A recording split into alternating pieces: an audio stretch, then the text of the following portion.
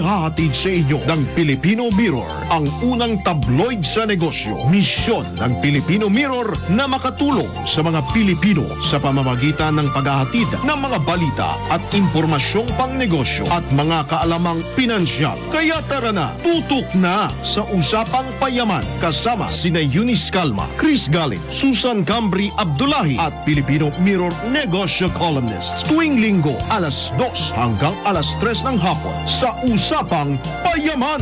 Live na live sa Facebook page at YouTube channel ng DWIZ 882.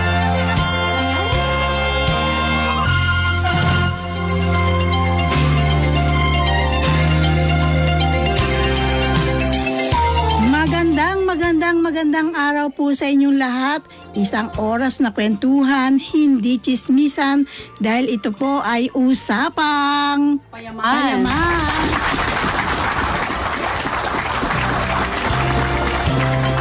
Ako po si Eunice Calma. Ako po si Susan Cambri Abdullahi.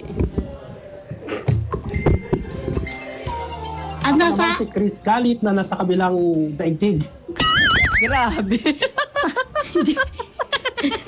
Hindi ko lang alam kung nasa Mount Tibet siya, Nepal.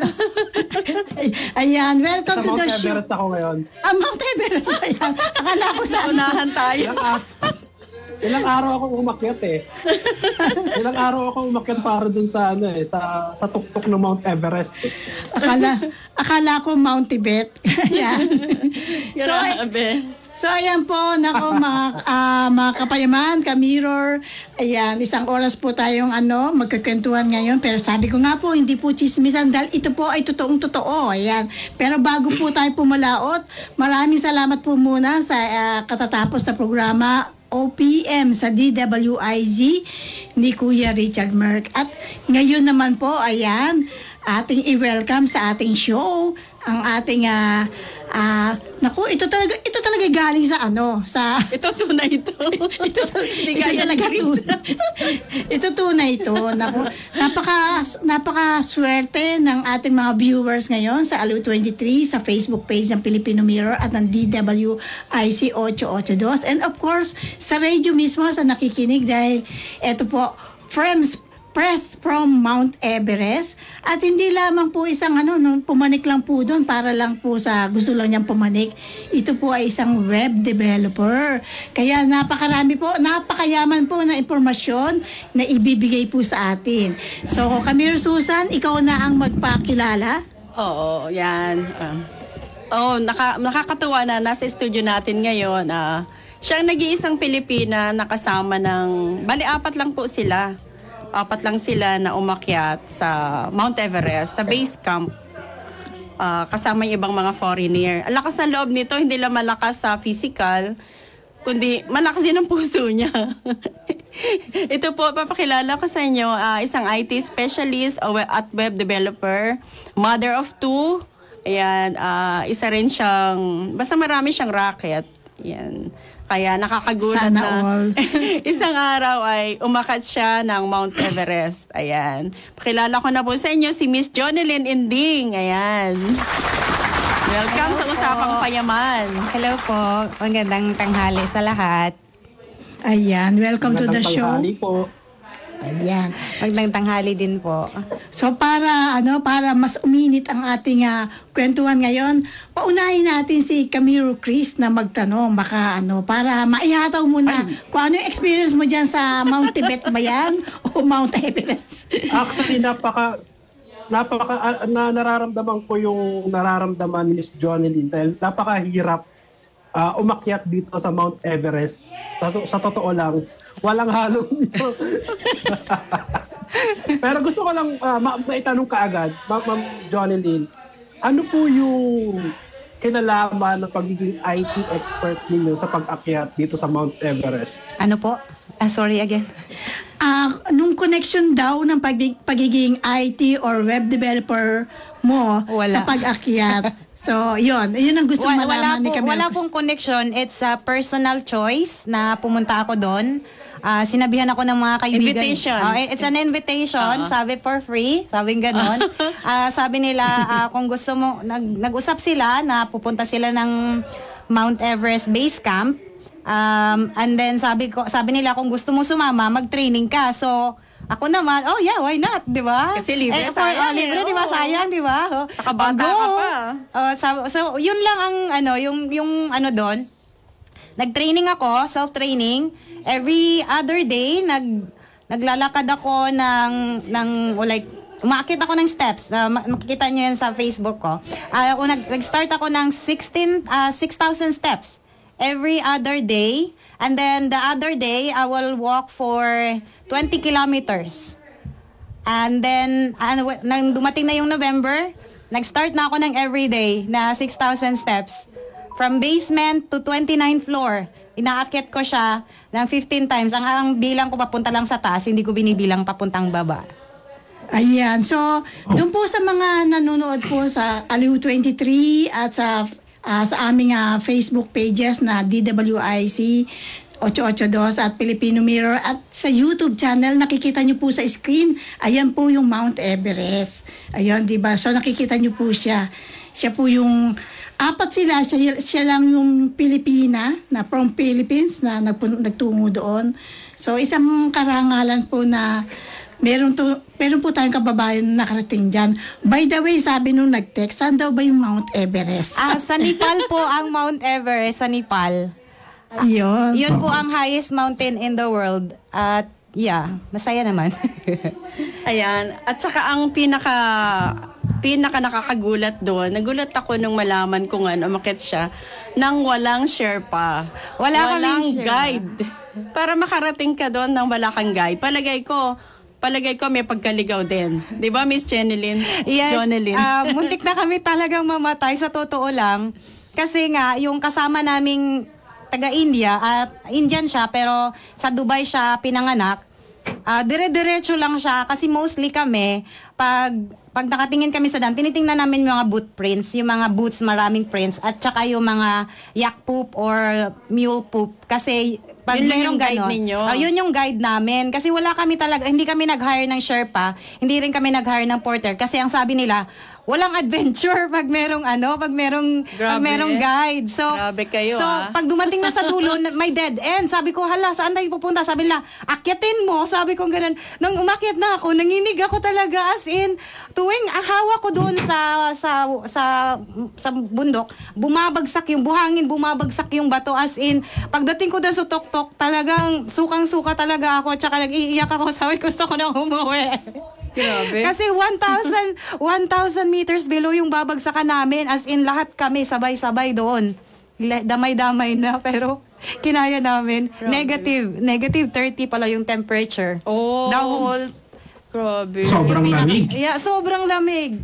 So, may choice ako na mag-record ba ako ng cellphone or yung gloves ko at mittens. May gloves na ako at may mittens pa. Malamig pa rin. As in, naninigas na yung kamay ko pag tumigil kami. Nakatakot. Ikaw naman, Camille, Jonelyn. may share pa ka bang kasama?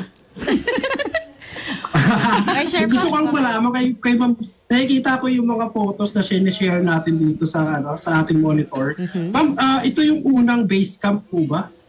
Yeah. Ang pinagalingan first ng base photos? camp, doon, kasi since I'm beginner, doon ka lang pwede. Hindi ka pwedeng umakyat sa more technical. Pag lumagpas ka doon, hindi pwede, kailangan mo ng maraming, like, I think isang porter, isang guide, and then kailangan mo na ng oxygen kasi wala nang halos oxygen doon sa mas mataas pa. Mas less ang... Naalala ko yung panahon, Po. naalala ko Ma'am Jonelyn, yung panahon ni Mr. Romy Garduse. Aha. Sobrang hirap nung pinagdaan niya pagkagaling dyan sa first base camp kasi mataas pa eh. Yung aakyatin pagkagaling dyan sa unang base camp eh. Oo. 18,000 feet yung Kung inakyat namin. naalala nyo si Romy Garduse, Yes. napakahirap nung pinagdaan niya para makarating doon sa mismo dito sa nakikita ko. Yung pinakatuktok ng Everest. Yung Sa pinakatuktok niya sa taas. Sa Pace Burst Camp lang kami. Pero kahit na sa first base camp ka lang, napakataas pa rin ng 18,000 18,000 Yes. feet para akitin mo at maglakad ka ng wala kang guide, tapos ilang araw Totoo. yon yung 13 days total. 10 days bago nakarating ng base camp. Oh, no. Papayat kami na yun. Paano yung pagkain nyo? So, bit-bit nyo rin yung pagkain? Wala kaming bit-bit na pagkain. Pero meron mga...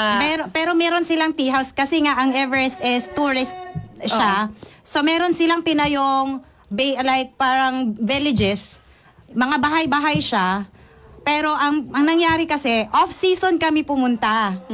December, close halos lahat ng tea house. Wala kaming reservation also ng mga tea houses. Talagang adventure.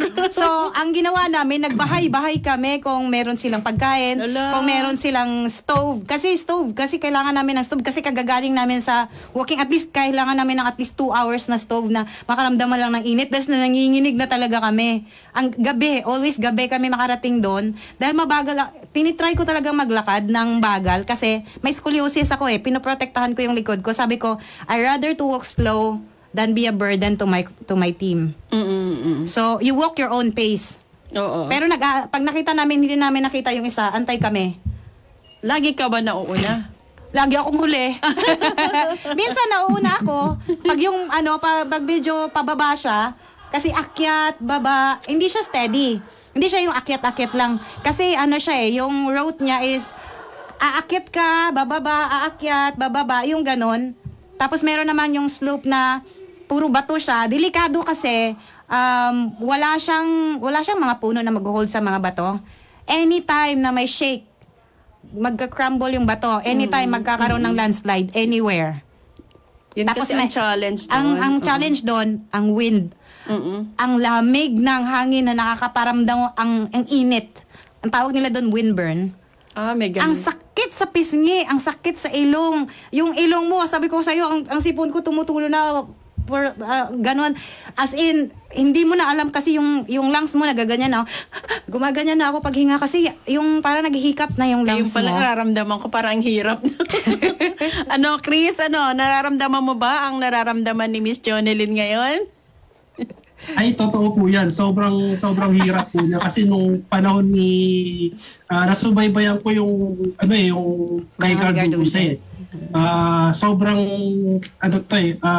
tinabangan nating mga Pilipino. Kasi isa siya si Romy sa mga nauna na umakyat ng Mount Everest. Doon mismo sa pinapakita natin dito sa background. Kasi yung mawawalan ka talaga ng oxygen doon dito pa lang sa unang base camp na sinasabi ni Ma'am Jonelyn, napakahirap na dyan. Paano pa kaya doon sa tuktok? May At saka time bago na sila nagigising umakyat ako. dito sa... May time na nagigising ako, ganito, tulog ka, tapos gigising ka, naghahabol ka ng hininga kasi wala kang oxygen. Yung feeling na natutulog ka, bigla kang gigising kasi maghahabol ka ng hininga, yun yung pinaka mahirap na part sa experience ko. At saka walang heating yung room namin, wala kaming sleeping bag also. Naku, lahat wala. Off-season kasi, at saka wala, hindi kami talaga nagdala ng sleeping bag dahil mabigat na. Damit lang. Napakatapang po nila, Miss Jonelyn. Kaya nga Kasi yung matapang ang iba pa, puso. meron pa silang tinatawag na ibang mga umaakyat doon sa Mount Everest. Meron pa silang inaakyat na pitong mountains bago sa Mount Everest. Oo.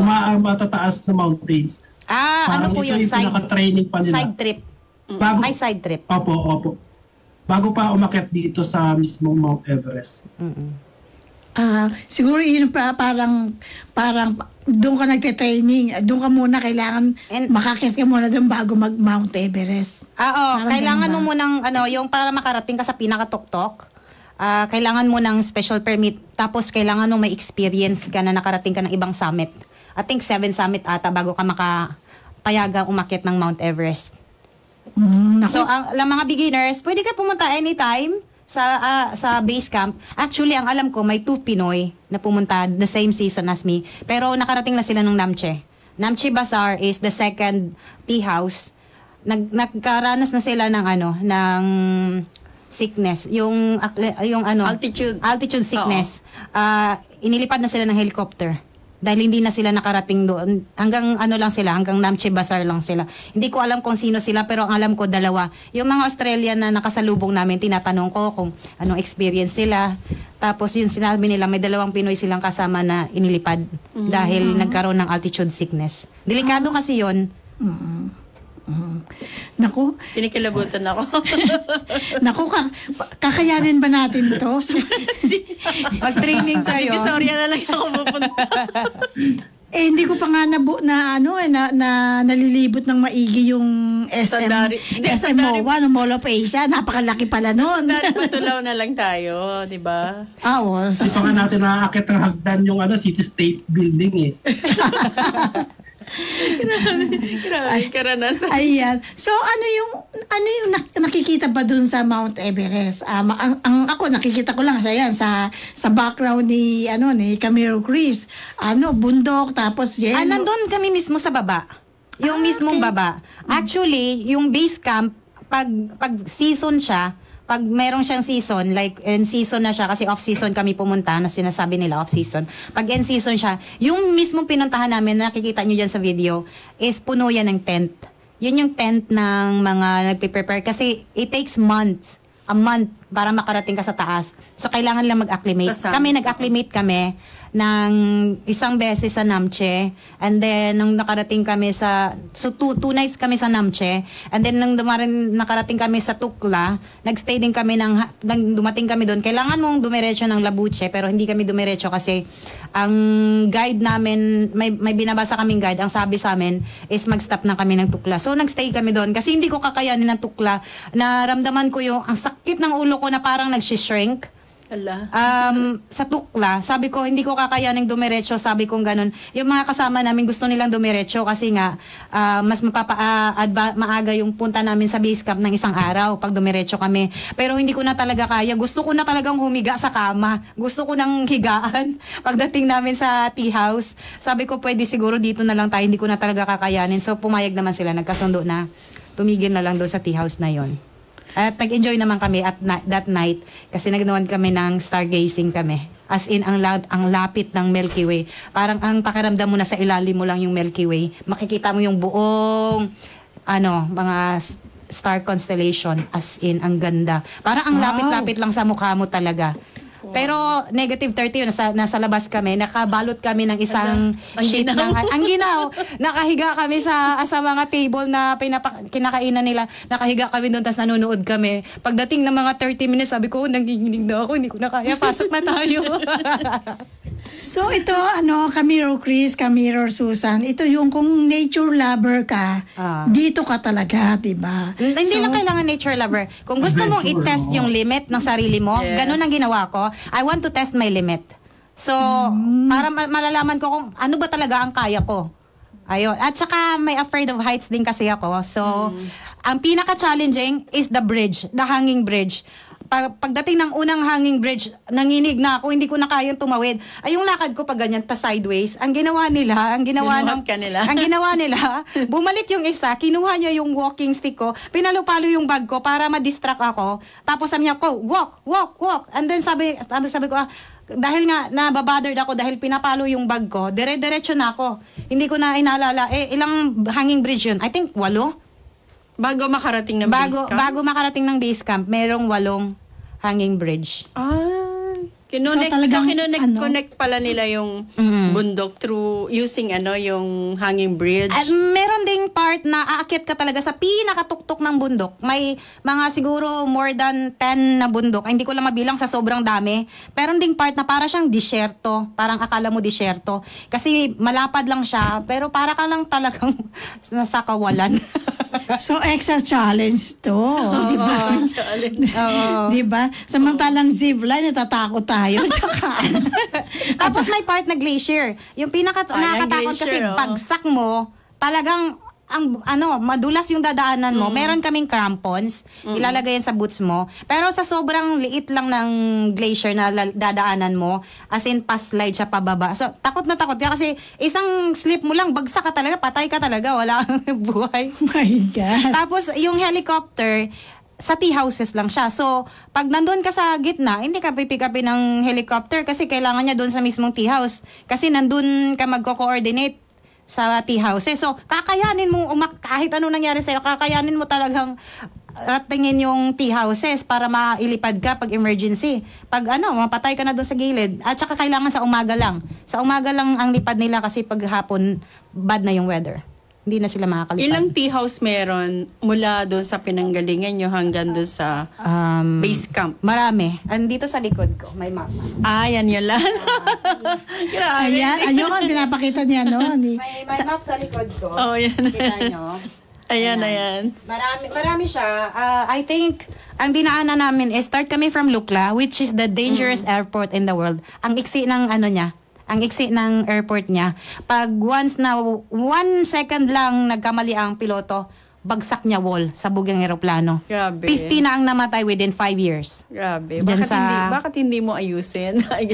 Maliit lang po talaga kasi talagang maliit. bundok siya. Tapos nasa gilid siya ng bundok. Konting-konti, napaka-short. Kahit i-YouTube nila yan, makikita nila na list siya sa most dangerous airport in the world kasi sobrang iksi niya. Sa Nepal. Oo, sa Nepal. Sa Lukla, nag-start kami sa Lukla, then nag-stop kami sa Pakding, and then Namche. Doon kami natulog sa Pakding kasi gabi na. So, hindi ka na pwede ka magtuloy, pero hindi na namin, kasi wala kaming idea sa dadaanan. So, nag-stop na kami nung mga dating namin ng alas 8 ng gabi sa Pakding, and then nag-stop kami sa Namche for 2 nights. And then Namche, pumunta kami ng Tengbuche, Dingbuche, and then Dugla, Labuche, and then Gorakshep. Yun ang pinakamalamig at pinakamataas na village na napuntahan ko. At surprisingly, meron silang doon, cell site ng Smart. Ayan. At saka yung mga cell towers nila doon. So, naku, natapos natin ang part 1 ng ganun-ganun lang, di ba? Ang bilis ng oras. So, ipagpapatuloy natin yan sa ating pagbabalik dahil tayo po muna ay magko-commercial break. 2:25 na po ng hapon. This time check was brought to you by Arena Plus. Sa Arena Plus, astig sa sports. Download Arena Plus app now in App Store or Google Play. You can watch it also on arenaplus.ph. Usapang Payaman kasama sina Eunice Calma, Chris Galit, Susan Cambri Abdullahi at Filipino Mirror Negosyo columnists. Good news! Nag-o-offer ng M. Luwilier ng cash-in and cash-out services to GCash users sa lahat ng branches nationwide. And there's more! Cash-in for the first 8,000 pesos within a month is free. 2% service fee naman ang automatically deducted sa account for cash-out transaction. Kaya punta na sa pinakamalapit na M. Luwilier branch sa inyong lugar. Masakit ba ang iyong ulat katawan dahil sa sobrang trabaho at iba't ibang stress sa buhay? Sandali, mag-break ka muna. Hindi lang simpleng break. Mag-Herbalaya break ka muna. Hinga ng malalim at imasahe ang ulot katawan gamit ang Herbalaya Liniment Oil. Sa sakit ng ulot katawan, dito na tayo sa subok na, dekalidad at siguradong ligtas. Herbalaya, amoy na kaaya-aya, sa bawat pahid ay ginhawa. Mabibili sa mga botika at grocery stores sa inyong lugar. Also available in roll-on and cream. Ito po si Senator Bong Revilla Jr. Inanyayaan kayong manood ng Walang Matigas na Pulis sa Matinik na Misis, 7:15 ng gabi, simula ngayong linggo, February 4 sa GMA. For high appraisal and quick processing, avail of a City State Savings Bank jewelry loan. It's the handy, perfect solution for your temporary medical, educational, business, and other needs. Get a jewelry loan at only 2% per month and for a term of 6 to 12 months. Just bring one valid ID and proof of income. Your precious jewelry would be insured and there are no hidden charges involved. You've saved for and invested in jewelry for such a time as this. Let City State Savings Bank lend you some of the cash it's worth for when you need it the most. Inquire now at your nearest City State Savings Bank branch or call 8470-3333 or visit us at our Facebook page. Pagsapit ng alas 12 bago ka mag-lunch o kaya nagla-lunch ka, dagdagan pa ang mga alam mo para hindi ka naman huli sa balita.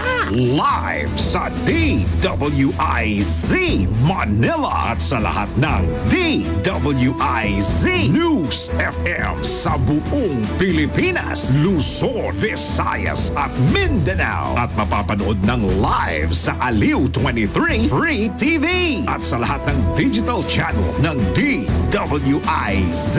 Ang Balitang Bayan. Mga balitang nangyari lang at kasalukuyang nangyayari. Balitang Bayan. Kasama ang opisyal na tagagising ng bayan, si Drew Nasino. Di ka aantukin kapag nalaman mo na ang latest sa Balitang Bayan. Sa patuloy na pagbabalita ng tama at paglilingkod ng tama. Balitang Bayan. Araw-araw, 12 noon. Aliw Broadcasting Corporation is growing and we're on the lookout for a dynamic individuals. We are in need of TV, radio, and online hosts to join our team. If you're a graduate of mass communications or a related course and have at least 1 year of experience, then we want to hear from you. Together with your resume, include the 2-minute video introduction of yourself and your experience and the link to your social media profile. Send it to abc.hrmd@gmail.com. That's abc.hrmd@gmail.com. Join us. May tanong ka ba sa kalusugan mo? Marami ka na bang nakakausap na nagsasabing baka malala na ang sakit mo? May mga nalalaman ka ba sa social media na pareha sa nararamdaman mo at ngayon malala na ang sakit nila?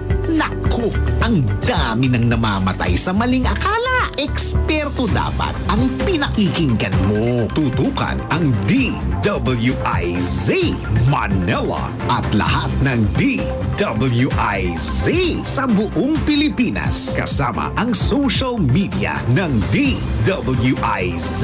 At manood syempre sa Aliw 23 Free TV. Manood, makinig at i-follow ang DOH Department of Health. Programang malaking help sa health. Kasama sina Maru Pahati Sarne at si Bragi Braganza. Kasama ang mga totoong eksperto para tama ang impormasyong makuha mo. DWIZ DOH Department of Health. Monday to Friday, 1 p.m. Papalakas ng papalakas, palinaw ng palinaw. Mga balita at impormasyong naiintindihan dahil malinaw mong nalaman. Tutok lang sa DWIZ. Mula umaga hanggang gabi. Updated on air and online. DWIZ. Nagbabalita ng tama. Naglilingkod ng tama. DWIZ. Usapa Payaman. Kasama sina Eunice Calma, Chris Galing, Susan Cambri Abdullahi at Filipino Mirror Negosyo columnists.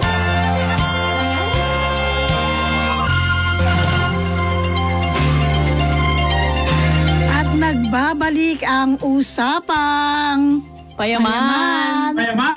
Ayun. Ayan, so kami Susan, bago tayo pumalaot sa exciting part, baka meron kang gustong batiin, pasalamatan? Yung mga, gusto ko pasalamatan, yung mga taong naghatid sa huling hantungan ng tiyahin ko si Auntie Rosalinda Cambri Dulin. Ako, napakadaming tao. Salamat po sa inyo, lalo na yung mga taga Kalamagi, Santa Maria, na dumayo pa, bukod sa mga taga Maynila, na dumayo para makita sa huling pagkakataon ng tiyahin ko. Salamat po sa inyo. Yun lang po ang kaya namin sabihin na mga pamilya ng Dulin at Cambri. Ayan. Camilo Cruz, baka meron kang naging ganap nitong nakaraang linggo. Baka gusto mong pasalamatan din yung mga mga nasa likod ng naging ganap mo. Oo, dahil nahirapan ako umakyat dito. Gusto ko lang din mag-promote ulit kagaya ng ginawa natin yung nakaraang episode natin last week. Ngayong araw na to, February 4, magaganap yung 50th anniversary ni Chan Lin. Ito yung gaganapin sa SM Mega Mall mamayang 3 p.m. na merong maraming artist na makakasama dito si Chan Lin para sa kanyang 50th anniversary. Ayan, ilang minuto na lang yun. Makakapunta na yung ating mga kababayang mahilig sa arts, di ba?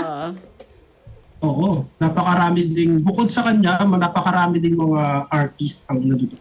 At marami mga artworks ang maaaring pagpilian ng mga mahihilig mangolekta ng mga arts. Paano tayo makakapunta? Nasa ano ka? Nasa anong base camp na ba yan? Sa bundok-bundok. Napakalayo ko na. So, duda ko, hindi na ako makakahabol dun. Oo nga, hindi na. Lalabo eh. Camille Chris, ano daw ba, free daw ba pumunta doon? Free daw ba o meron man? Libre naman pumunta doon. Yes, libre pumunta doon sa Chanlib event mamaya. Sa SM, anong SM Mega Mall. SM Mega Mall. SM Mega Mall. Ayan. Free naman po pala na magtungo doon. Lahat po ng mga art enthusiasts na kung gustong bumili ng collection nyo para sa inyong sa arts, ayan, libre po kayong pumunta doon, makita, mamili po roon. Ayan. Correct. Oo. Nasa ground level lang ito ng Mega Fashion Hall. Ayan. So, tayo nga po ay napapanood sa Aliw 23 at sa rin po, sa aming social media, Facebook page, Filipino Mirror at DWIC 882. Doon po ngayon lang po nag-tune in. Ayan, pwede nyo po kami sundan dyan sa aming Facebook page, sa YouTube channel, at sa Aliw 23. Ayan, napapanood nga po right now, live na live, digital free TV na Aliw Channel 23, sa Sky Cable Channel 72, Signal Channel 24, TV Plus Channel 27, at GMA For the Box Channel 32. Sorry. Available din po kami sa digital TV devices at TV receivers. Mayari lamang na i-scan ang inyong digital TVs at channel boxes upang mapanood ang lahat po ng programa sa Aliw 23 and of course, ang usapang payaman. Payaman! Ayan. So, pagpatuloy natin, meron pa raw, ayan, sa DWIC882am.com. Doon po wala po sa bahay, yung papunta pa lang po ng SM Mega Mall para tingnan ng mga arts doon. Ayan, dapat po mag-download po kayo ng apps. Ayan, pwede po sa iOS at Android. Library na via DWIC882 Facebook page at yung YouTube channel nga po ng DWIC. Ayan, sundan lamang po niyo kami kung gusto niyo pong balikan yung una po naming na pag-usapan, balikan niyo lang po. Yan po sa aming social media platforms. Ayan. So, ipagpatuloy natin yung exciting part. So, yun nga, nung nandun ka na sa base camp na yun, sabi mo nga, may mga tea houses na parang stopover nyo kung kayo pagod na. Ano pa yung mga nakikita doon sa lugar na yun? May mga pang souvenir ba? May makakabili ka ba ng souvenir? O kaya, gusto ko itong bato na to. Pwede bang kumuha na gano'n, mag-uwi na kahit maliit na bato kasi mahirap nang bumaba pa, babigat. Ano pa yung katangi-tangi na pag pumunta doon, kailangan nanamnamin mo na lang yung klima at saka yung nakikita mo doon? Marami kang makikita doon. Actually, may madadaanan kang national park. Yung parang national bird nila makikita mo doon. At yung yung famous na mountain goat, nakita namin yung mountain goat. At saka yung mga yaks, makikita mo yung yaks at mule. Kasama mo rin pag-akyat kasi sila yung parang nagbubuhat ng mga gamit ng ibang mga tourist. Mag-i-enjoy ka kasi aside sa nature, makikita mo rin yung hard work ng mga Sherpa. At saka yung mga porter. Alam nyo yung 100 kilos ang maximum na kaya nilang buhatin. Talaga, ang lalakas pala nila. Oo, ang lakas nila. Tapos, ang liit lang din yung bayad nila. Saan magsisimula yan? Mula sa... From Lukla. Mula sa Lukla, papunta sa destination. Mula sa airport. Oo. Airport. Yes, Pagdating pa lang ng mountain climber. Doon magsisimula na yung mga Sherpa. Magsisimula sila doon. No? Kasi aabangan nila yung mga turista na nakabook sa kanila eh. So, bitbitin na nila lahat yun. Makita mo talaga yung Sherpa, like, ang likod niya, parang hindi mo na talaga makita dahil sa sobrang laki ng bitbit niya. As in, biruin mo ako ang mga bitbit ko lang 8.5. Sila mga locals, mga locals, Nepalis, yes. 8 kilo lang ang 8.5 kilos yung bitbit ko. Sila, 100 kilo. Akyatin nila yon. As in, ang bilis nilang maglakad. Ang liksi ng mga katawan. Grabe. Samantala ako, 5 kilos ng bigas lang hihirapan ako. Ayan, Camille Cruz, mayroon kang gustong i-impart o i-share o itanong? Sobra akong nai-inspire dito kay Miss Johnny Lee. Kasi bukod dito sa nagawa niyang makaakyat dito sa Mount Everest, ang background po ni Miss Johnny Lee, if I'm not mistaken, IT expert po siya, CEO ng Slick Web, tama po ba? Yes. Miss Johnny Lee. Yes, I own my own business and I'm a freelancer. So most ng client ko is namimili talaga ako. Gusto ko US, Europe at saka New Zealand, Australia. Nako, hindi tayo pwede dyan. Kasi syempre, dollars yun at saka euros at saka pounds. Mas malakas ang conversion. Tama. So, freelance ako. So minsan maraming customer, minsan as in maalat. Ganun talaga. Pero hawak mo yung oras mo eh. I finished computer science and then nag-self-study na ako ng iba-ibang skills kagaya ng SEO. Yun yung para makita ka sa Google search na yung ranking mo. Ginagawa ko rin yun, yung social media ads, Facebook ads, Instagram ads, kahit anong social media ads. Nilalagari ko na rin. Aside sa gumagawa ko ng mga websites for businesses. Yeah. Wow, makapagpagawa na ng website, 'di ba? So, Okay. so ito pong parang interesado rin kami dito sa paggawa nung pagiging web developer mo. So, kumusta naman? Kailan ka nagsimula naman? Ayun, from pagpunta sa Mount Everest, pag-usapan naman natin yung panimula mo as web developer. So, since may anak akong dalawa, at widow na rin, iniisip ko kasi na ayokong iasa sa yaya yung mga anak ko. I want to be a hands-on mom. And then, ayoko silang iasa dahil syempre, pag bayad mo sa yaya, mahal. Tapos, yung work mo as, kunwari, mag-work ako sa mall, hindi sapat yung pagkain namin, pamasahe, at lahat-lahat ng kailangan. So, nakakita ko sa TV na pwede ka palang mag-work from home. So, inaral ko. Nag-self-study ako, nagkuha ako ng mga online courses. I started working in 2013. I started from the bottom. I started as a virtual assistant for $3 an hour. Wow. Wow, tapos paano naman mas lalo kang nag-boom nitong pandemic nung nakaraang kasi nasa loob tayo ng bahay, lahat ng ating communication na through online lang. Marami akong karanasan during pandemic kasi maraming client ko abroad, nag-close yung businesses nila. So, nag-struggle talaga ako, which is good kasi bago nagka-pandemic, meron akong clients na na mga okay pa. So, nakasave ako throughout the pandemic. But then, syempre, kailangan ko rin kumita. Na-scam ako ng isang Amerikana. Meron din pala Scammer siya during pandemic. Pinagtrabaho niya ako ng 4 na linggo. Tapos, sabi niya, you didn't let me sign the contract. Umasa ako kasi ang nagrekomenda sa akin, yung tatay niya naging kliyente na in-scam din ako. Mag-amang na scammer. Oo. So, hindi sila nagbayad. So, wala akong magagawa pag hindi sila nagbayad kasi nasa abroad sila. Wala akong habol sa kanila. So, goodbye, sabing ganun. Binlock ako, sabi ko ganun. Tinry kong tawagan siya, sabi ko, maawa ka naman, pandemic. Nag-umpisa na naman ako dahil nga, sabi ko, kung nagsabi ka sana na wala kang balak magbayad, di sana mas niliitan ko yung oras ko, hindi yung full time ko, binigay ko sa'yo. Tapos 4 na linggo, goodbye, kasi hindi ka nagbayad.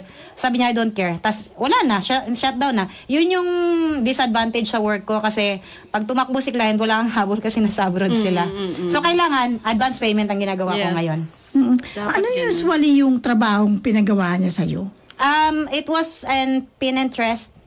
Kasi Pinterest is a social media na magpo-promote ka ng mga product nila by pictures. So, I work for her for 8 hours a day for 4 weeks na hindi siya nagbayad. So, malaki-laki din ang utang niya sa akin, nasa $1,500. Pero nung una, nabayaran ka. Siyempre, papadamahin ka muna. Binayaran niya ako ng $200 for 2 weeks na trabaho ko. And then sabi niya, sige, mag-work ka pa kasi marami instant yung niya nakita niya na marami siya agad na followers. Kasi may mga old accounts ako So kinonek ko yung mga clients ko doon sa old accounts ko. Inano ko yung mga yung bagong account. In-invite ko sila sa mga group na mag-pin doon. So nagulat siya kasi in one week meron na siyang 1,000 followers. Wow. So, nung tinudutudo ko kasi sabi niya, work your, sabi niya gano'n, I will pay you. Wala na, nagpadala na ako ng invoice. Goodbye na si Inday. Hindi pa, paano mo na sure na talagang ito ay ibang nationality, ibang lahi, hindi Pilipino? Ang tatay niya ay based dito sa Pilipinas. Dito siya meron siyang sariling business. So, I build website for his dad. Tapos, nirecommend niya ako sa anak. Siyempre, tiwala ka, tatay yung nagrekomenda eh. Tapos, yun pala, scammer yung mag-ama. Na-double whammy ka doon. Una muna yung anak din nagbayad. The next year, nung siningil ko yung tatay, ay, kinopya yung website na ginawa ko kasi kaya ko siyang i-close. Kasi nasa akin yung hosting. Nag-hosting sila sa iba, nag-hire siya ng Pilipino na mag-steal ng codes, and then that's it. He owes me $2,500. Ayan, ako. May sad story rin pala kami yung Chris, di ba? Oo. Talagang Kasi layo nga naman kasi ng mga kliyente niya sa mahirap pabuli. Meron din mga dito sa merong isa, nandito siya naka-base, German siya, sa art industry naman siya naka-base, nagsibenta siya ng art. Art collector siya dito sa Pilipinas. Pero hindi naman siya masisingil ng tax dahil online naman lahat ng gawa niya. So kahit malaki yung benta niya, wala silang alam. So, tumakbo din siya, hindi rin siya nagbayad. ayan. So, Lesson learned. lesson learned. Anyway, Don't trust. puputulin po muna natin dahil tayo po muna ay muling magko-commercial break. Magbabalik po ang usapang Payaman.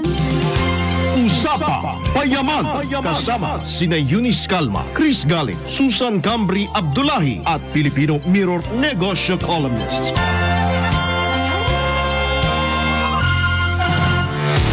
Mahilig ka ba sa sports betting habang nanonood ng laro? Narito ang Arena Plus. Manalo at manood ng live kahit saan. May libreng 50 pesos bonus pa sa unang pag-register. Arena Plus, ang official sportsbook partner ng FIBA World Cup 2023. Kasama pa ang astig sa court na si Jordan Clarkson as official endorser ng Arena Plus. Arena Plus, Asticasta Sports. Sa Arena Plus, astig sa sports. Keep it fun. Game responsibly. Download Arena Plus app now in App Store or Google Play. You can watch it also on arenaplus.ph. Sa Arena Plus, astig sa sports. Bitin sa cash? Sa M. Luwilier Quick Cash Loan, it's as easy as 1, 2, 3. 1. I-present ang item for appraisal. 2. Mag-submit ng valid ID o ML Diamond Card. 3. Kunin ang cash at transaction slip. Ang laking tulong, diba? ML Quick Cash Loan. Maaasahan lagi. M. Luwilier. Tulay ng pamilyang Pilipino. Basta kwarta padala, mag-M. Luwilier na. Lahat sigurado. Ang lemongrass na napatunayang nakakababa ng blood pressure, luyang dilaw na nakakaalis ng insomnia at bad cholesterol, ampalaya na mabisa sa diabetes at malunggay na puno ng mga bitamina at mineral. Lahat ng ito at iba pang natural antioxidants pinagsama sa Herbalaya Food Supplement. Alagaan at proteksyonan ng katawan. Mag-Herbalaya Food Supplement araw-araw. Herbalaya Food Supplement, ang 5-in-1 immunity booster. Herbalaya, mabibili sa inyong mga suking butika. Mahalagang paalala, ang produktong ito ay hindi gamot at hindi dapat gamiting panggamot sa anumang uri ng sakit. Karambola, nationwide na! Napapakinggan na sa iba't ibang bahagi ng bansa ang programang Siksik sa Matalino at Makabuluhang Talakayan. Kasama ang mga host ng programa na sina Conrad Banal, Jonathan De La Cruz. Karambola, nationwide na! Para Para diretso na alive ang umaga mo. Para diretso na buhay ang dugo mo. Para diretso na ang bangon at trabaho na agad-agad. Iaarangkada na namin ang mga balitang kailangan mo. Ibibigay na namin ang mga impormasyong pinaka-latest, pinakabago, pinag-uusapan, trending, viral. Arangkada Balita. Live sa DWIZ Metro at Mega Manila. DWIZ News FM regional stations. Naka-live din sa lahat ng DWIZ Digital News account, Facebook, YouTube at DWIZ News website. At panoorin din ang live nationwide sa Aliw 23 Free TV. Arangkada Balita. Arangkada na sina Drew Nasino at si Ate Juday, Judith Estrada Lerino. Gising ang morning mo sa Arangkada Balita. Live araw-araw, Monday to Friday, 5 a.m. Come on, let's go to Isuzu Jaguars. You won't regret it. Come on, let's go to Isuzu Jaguars. We've got your back. Isuzu Jaguars, your partner through it all. Isuzu Jaguars, Isuzu Jaguars, Isuzu Jaguars. Let's journey together. Visit Isuzu Gencars Makati, Isuzu Santa Rosa, Isuzu Batangas Santo Tomas, Isuzu Batangas City, Isuzu San Pablo, Isuzu Legazpi, and Isuzu Naga. Narito na ang Filipino Mirror, ang unang tabloid sa negosyo. Nagtatampok ng mga eksklusibong balita at impormasyon ng pagtatagumpay sa negosyo. Ang tabloid na nagbibigay ng gabay at inspirasyon sa pag-unlad at pag-asenso. Filipino Mirror, naglalaman ng mga nagbabagang balita, napapanahong issue, may init na opinyon at komentaryo. Filipino Mirror, ang unang tabloid sa negosyo. Pinarangalan ng Gawad Tanglao bilang natatanging pahayagan sa 3 magkakasunod na taon at marami pang pagkilala. Kaya bumili na at magbasa ng Filipino Mirror ng umasenso sa pagnenegosyo.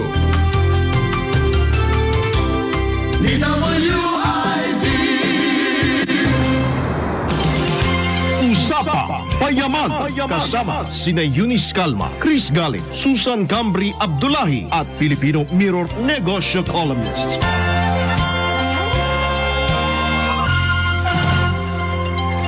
At nagbabalik po ang usapang Payaman. Payaman. Ayan, payaman ng payaman. Ayan, hello po muna kay Miss Gloria Barzelo. Ayan, maayong hapon daw po, sabi niya. And kay Rachel Rich. Ayan, hi, hello po sa inyo. Welcome sa show. And Nora Abion, shoutout po sa Lakas Ahon Pasig. Magandang buhay Sister po. Nora, at saka sa lahat yan, sa Lakas Ahon. Ayan, salamat po sa panonood. Ayan. Pwede niyo rin pong i-share ang aming dito sa Facebook page namin sa DWIC 882 at Filipino Mirror. Kay Miss Raquel Ganaria, hello po sa inyo. Hi, Miss Raquel. Ayan. Nasa Mount Everest ka rin ba? Okay na. Okay. So, ayun na nga. So, ikwento nga sa atin ni Miss Jonalyn na yun nga, yung hirap ng kanyang dinanas makarating sa base 1 ng base camp ng Mount Everest diyan po sa Nepalese. At talagang ang mga naging challenge nga yung hinahabol mo yung hininga dahil sa sobrang taas na nga po yung bundok na yan. And also yung lamig, negative 30 degrees Celsius, di ba? Napakalamig. Dito nga lang, di ba? Bumaba nga lang 20. Oo, 18 degrees nga. Hirap na hirap na. 18 degrees sa madaling araw talagang. Takot na tayong maligo, di ba? Yung pa kayang negative 30. So ngayon, kwento, i-wrap up ko lang po doon po sa mga ngayon lang po ka-tune in po sa Aliw 23 at DWIC 882.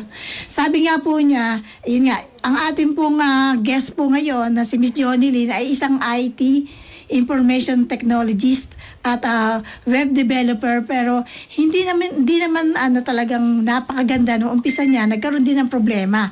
As a matter of fact, na-scam siya ng mag-ama, o di ba? So ngayon, balikan naman natin nung kanya so yun nga nung isa sa naging problema niya, pero hoping kami na maayos na ang pagiging yung profession mo na to. So sabi mo nga kanina, tinanong ka namin, habang nagko-commercial break, ang usapang payaman, o di ba, meron kaming commercial. Sabi niya, pagbalik niya rito sa Pilipinas, pagbaba niya ng Mount Everest, bagong tao na siya. Bakit po? Kasi ang dami mong pinagdaanan. Yung pinagdaanan mo, iniisip mo na lang, ay, pag ikaw na-fire ng trabaho, parang wala na eh. Sa lahat ng pinagdaanan mo ng 13 days na paglalakad ng mula umaga hanggang gabi, parang lahat ng problema mo, parang wala yan sa dinaanan ko. Wala yan sa lamig na dinaanan ko. Nakaya ko ngang akitin yung cliff na muntik na akong mamatay. Yung parang, iba na yung pagtingin mo sa sarili mo. Iba na yung pananaw mo sa lahat ng sa paligid mo. Iba na. Parang mani-mani na lang may parang problema. mani-mani na lang. Wow. Parang hindi ka na nag-worry na, kaya ko nga yun, wala na yan. Parang hindi ka na nag-worry sa lahat ng bagay kasi nga, mas worse pa yung dinaanan mo eh. So meaning priceless, kasi kanina, di ba, habang inilalahat po ng aming guest, yung mga hirap nga po ng dinaanan niya, at saka sa profesyon niya, sa trabaho niya, parang yung dumating ka sa punto na parang hiningitian mo na lang ang problema, priceless yun, di po ba? Camilo Chris? Yes, totoo yan. Totoo yan. Diba? So, talagang hindi mo talagang walang kursong ganon, diba? Oo, walang kurso, kasi diba? pag nandun ka, habang naglalakad ka, may sa punto na dumating ka na sa zombie mode na tinatawag namin, zombie zone. Kasi ang lakad mo na lang, one more step. One more step. Yung isip mo na lang, ganun na lang, kasi gutom ka, pagod ka, yung kamay mo, hindi mo naramdam, yung daliri ng paa mo, hindi mo naramdam. So yung inisip mo na lang, ang lakas ng hangin, bahala na, one more step, yun na lang, naglalakad ka nang wala sa sarili, makarating lang dun sa pagdating ng base camp, sabi, ay maglalakad ka na naman pabalik, nakarating ako, tapos, ay, maglalakad na naman ako pabalik. Yun yung kasi hindi ka pwedeng matulog sa base camp. Bawal. Kasi may nangyari sa 2015, maraming namatay. Na tabunan sila ng avalanche nung lumindol. Ayan. So, yun po yung lesson natin ngayon, di ba? Kung paano mo kikilalanin sarili mo at kung paano mo i-handle yung mga sitwasyon ng ganito na talagang dapat ilaban mo kung ang buhay mo. Tama. Kung i-convert naman po natin sa everyday life, di ba? Sa mga problema, sa trabaho, sa pamilya, dapat talaga tatag lang ang kailangan natin. Anyway, we don't have so much time, Miss Jonelyn. Meron kang pwedeng mensahe or invitation sa iba pong ating nakikinig at nanonood? Gusto ko magpasalamat sa team ko, kay Aisha, she's from India. Ang parents niya from India, pero sa Dubai siya nakatira. Kay Daniel, and then kay Ahmed, kasi ang sabi niya talaga sa akin, I salute you, ang liit-liit mo. At parang hindi ka nagsasuffer kagaya ko kasi hirap na siyang humiga, nagpa-purple na yung kamay niya pagdating namin ng Last Tea House. Shout out sa inyong dalawa. At din sa mga anak ko, shout out. At saka, panoorin na naman yung YouTube channel ko, Jonelyn Inding. Jonelyn Inding. Nandun lahat mga videos ko, upload ko. Ayan. Maraming salamat, Miss Jonelyn Inding. May pahabol ako sa kanya. Sa mga karanasan mo, sa mga nangyari, short lang to, gusto ko tanungin, aakyat ka pa ba sa base camp ng Mount Everest? Nandun na ako sa checklist. Ayoko na. Narating ko na. Ayoko nang bumalik. Ang lamig. Hindi ko kakayanin. Parang, matutulog na naman ako. Ang CR nyo, nagpo-frozen. Pati toilet bowl, nagpo-frozen. Ayoko na. Ayan. And with that, ang iyong payaman verse, Susan. Oo. Bago po tayo magtapos, nandito po ang verse na akma sa mga naging karanasan ng ating guest si Miss Jonelyn. Mula sa Isaiah 54:10, though the mountains be shaken and the hills be removed, yet my unfailing love for you will not be shaken, nor my covenant of peace be removed, says the Lord, who has compassion on you. Yan lamang po, ako si Susan Cambry Abdullahi. Camilo Chris, baka meron ka pang ang ating co-host na nasa po ngayon, nasa Mount Sa Everest. Mount Everest pa ako. Pero gusto ko rin sana makasama ko rin kayo sa pag-akyat dito sa Mount Everest. Yeah, sure. Kahit dito man, kahit sa emails man lang. Kasi nami-miss ko na rin kayo makasama ng personal. Yeah, sure. Again, gusto ko lang din batiin ulit si Miss Jonelyn na makaakyat dito sa Mount Everest. Totoong napakahirap Sa ng summit, sa experience summit. na- Sinasabi mo ba makarating pa siya sa summit? Sana, kaya lang narinig naman natin mula sa kanya na ayaw niya nang bumalik maski sa base camp pa lang. Pero alam na natin kung gaano kahirap makarating doon sa base camp. Totoo po yan. Napanood ko na yan sa iba-ibang mga umaakyat ng Mount Everest kung gaano kahirap. So, damang-dama natin yung kanyang naranasan. Pero congratulations kasi makarating pa lang dyan sa base camp na yan, napakahirap na. Yes. Napakagaling niyo po, Miss Jonelyn. Ayan. Ako naman po si Chris Dalit. Ayan. At sa ngalan naman po ng ating mga nakasama dito, ayan, si Engineer Tech, Fred Balamala, Chat Josue, Aldrin Cruz, Jem Barbon, Hiljon Reyes, Kay Constantino, ang ating mga writers, Haya Ludivico, Kat Gonzalez, social media, Kim Gomez, communication assistants, Eliza Quivedo, Jubilee Sena, Eloisa Bolinaw, ang aming director, Alfie Cortez, ayan. Ang susunod po ng programa, Senior Citizens Forum with Ms. Meng Canlas and Dr. Rene Catan. Ako naman po si Eunice Calma para sa Usapang Payaman! Usapang Payaman. Kasama sina Eunice Calma, Chris Galit, Susan Cambri Abdullahi at Filipino Mirror Negosyo columnists.